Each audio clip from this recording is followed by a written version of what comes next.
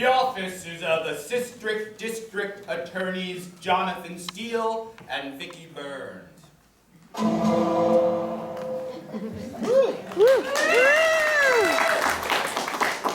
Sometimes, Vicki, I just nail it. Sometimes. Yeah. But this one? Anyway, we don't have to keep talking about my dating life. Look. Not much to talk about. Oh. About the dough case. You have to admit, it's not very often we get a videotape of the murder actually being committed. Well, we can use a win, especially against Crofton. But you know he's gonna pull something. You were in law school with Crofton, weren't you, Vicki? I was. I understand there was quite a rivalry. You could say that. There's a bit of a history. More than just an academic rivalry? A little bit of a romantic rivalry, maybe. But that's in the past, and it really makes me want to beat him.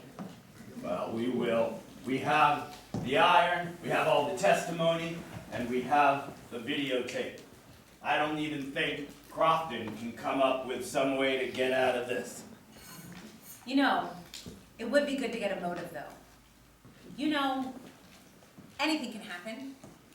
This is pretty much a slam dunk, but in some ways it's circumstantial. The jury needs to know why.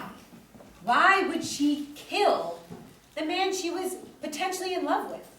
Why does any lover kill their lover? It's jealousy. It's got to be either jealousy or money. He didn't have any money. I bet he was cheating on her. Cheating on the person he was cheating on his wife with. Maybe he was cheating on the person he was cheating on his wife with his wife.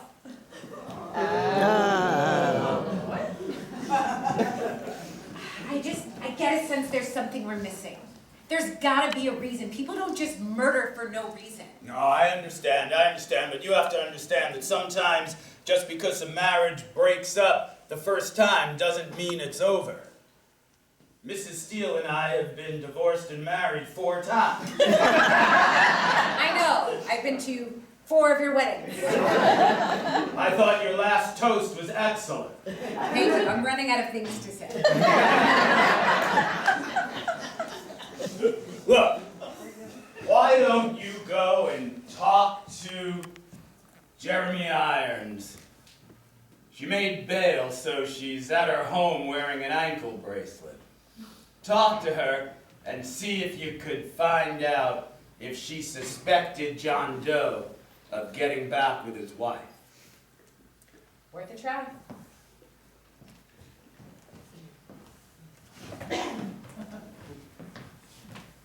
Apartment of Jeremy Irons.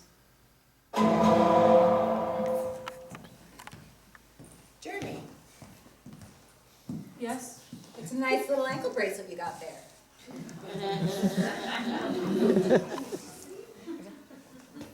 It's heavy. It makes things more grounded. Heavy like murder?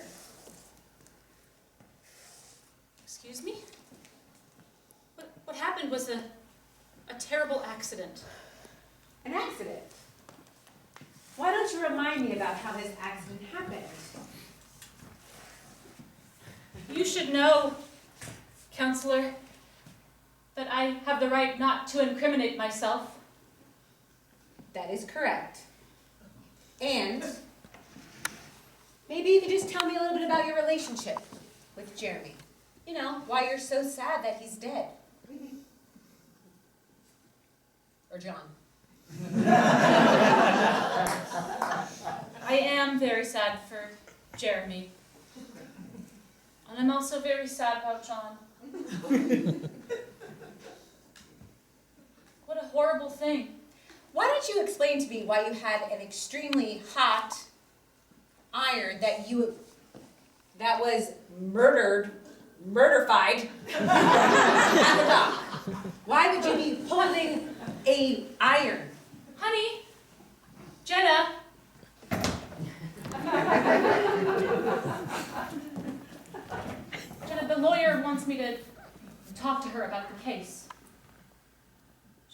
She Now shouldn't you be. care about my opinion? Jenna, please. You know that what happened was an accident. I didn't mean to fall into his arms. You know I love you. Less about the ironing and more about the freezer escapades. Jenna, it was only because I was reminded of that night you and I spent the first time at the ski lodge when we were so cold. Jenna, I'm so sincere when I look in your eyes. It's like, it was a one-time thing, I swear, Jenna. I read the convinced you to deposition. Stay here. you said it was a multi-time thing. You guys made whoopie pie and he ate an ungodly amount of ice cream. I don't even know why I'm still here. Jenna, do you mind if I ask you a question? A spouse cannot be compelled to testify. No, I'll answer. It's fine. Isn't it true that you funded the restaurant that was your wife's dream? Of course. Have you eaten there? Of course you have. She's brilliant. She's an auteur. She's a genius with a palate, like a god. I mean, I would be a fool not to support her. That's why I fell in love with her. You know? Jenna, I strayed once, maybe twice. You're the only thing I care about in this whole world, Jenna. Please. Please. Hot dog stand in front of the New York Supreme Court. Defense Attorney Harrison Crofton with Vicki Burns. Healthy lunch. Want some ketchup? I know that's the way you like it. Ketchup on a hot dog? What's wrong with you? Are you from New York? Mustard, please. You know, I never understood why some people, you, don't like ketchup on a hot dog. It's sweet, it's savory, it's delicious. It's wrong. You know what's wrong, Vicki? Going to my client's apartment and badgering them right in their house. She let me in. True. You really think it's a slam dunk, don't Are you gonna pay?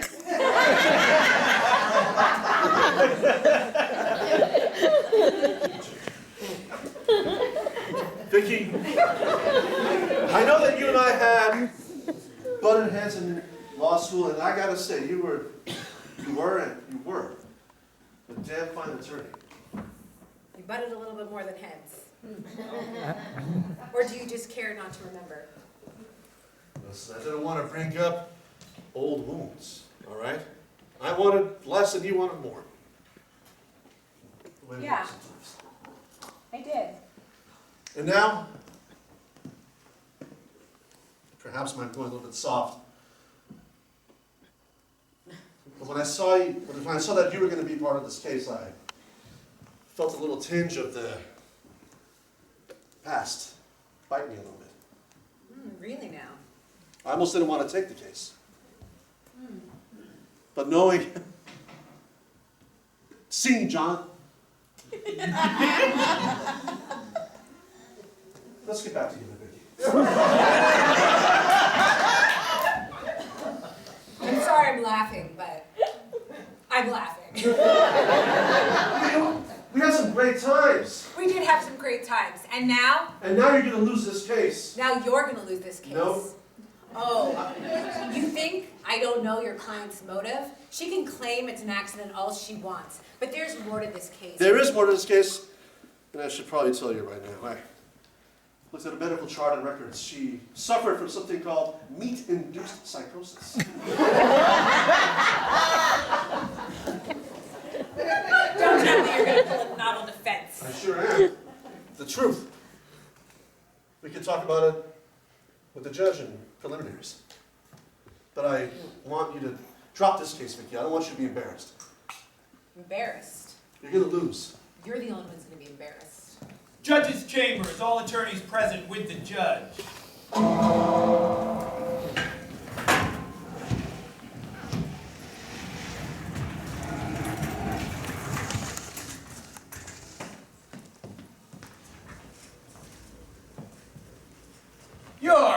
Honor, this is ridiculous. Your Honor, this case has merit. There has been other cases, like 2 other cases in the past 20 years, very similar profiles with meat-induced psychosis. It's all here in the medical records, and I have a medical expert going to come on stand if we take this to trial. You are suggesting that she should not be held accountable for the murder of another human being because she ate too much meat? It's not what I'm suggesting, it's what the evidence and the medical records suggest. Well, please, tell me the entire theory. What exactly happens when someone suffers from meat-induced psychosis?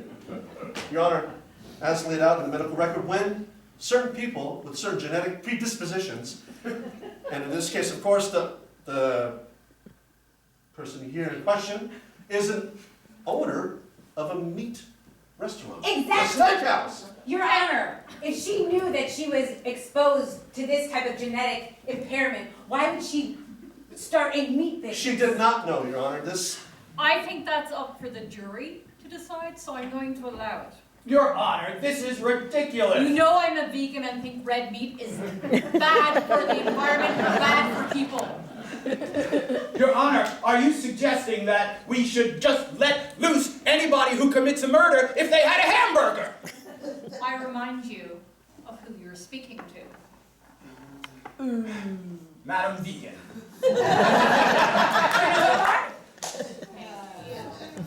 You have to understand that everybody eats meat. That was God's chosen plan. He said to Adam and Eve, Tofu. That's what he said. John, you're embarrassing yourself, as usual.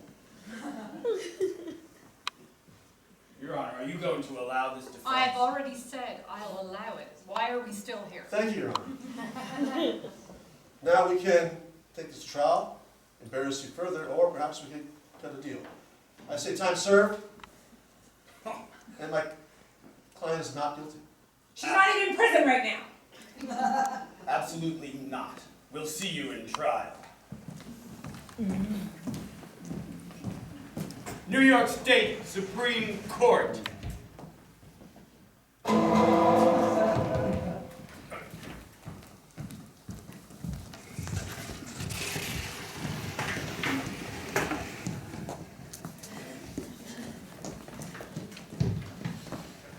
I'll get my own chair.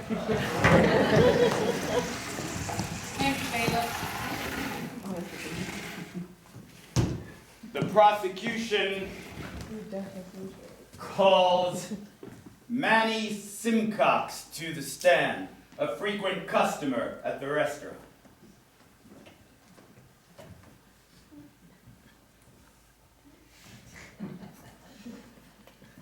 Mr. Simcox, will you please tell the jury, all 106 of them, what you overheard the night of the murder while you were eating at the restaurant? I heard Miss Irons say that she was on a diet. Please, continue. Well, you know, the guy she was with, John, Yes. he was making comments about her figure, and she said that she was going to try to do some stuff to, you know, get the hourglass. Is it true that she was eating a filet mignon steak? Well, yes, at the time. Is it also true that after the filet mignon steak she ate a hamburger? Yes, that is also true. It seemed she was being a hypocrite. And is it true that she was drinking beef juice? That's a specialty there, yeah, it's really good. After the defendant ate a filet mignon steak, a hamburger, and drank beef juice, did she lose her temper? No, she seemed pretty cool, collected. Did she froth at the mouth? Did her eyes turn saucer size and yellow? Did fangs spring from her? This is a courtroom, not a theater.